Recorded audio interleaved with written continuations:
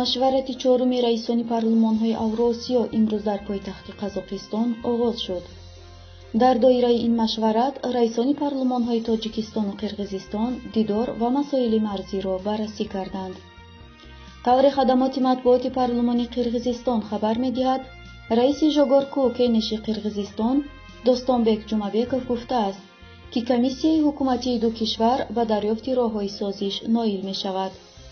Ҷумабеков изҳори умедворӣ кардааст, ки вохӯрии гурӯҳҳои кории комиссияҳои ҳукуматии ду кишвар ба дарёфти нуқтаҳои созиш оид ба аломатгузорӣ ва табодули дуҷонибаи қитъаҳои боқимонда имкон медиҳад. ин раванди таъини сарҳади давлатии Қирғизистону Тоҷикистонро суръат мебахшад.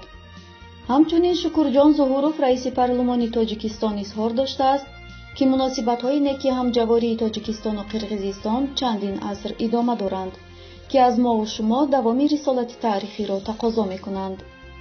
масоили марзиро ҳарчи зудтар мебояд ҳал кард, зеро густариши минбаъдаи ҳамкориҳо ба он вобаста аст.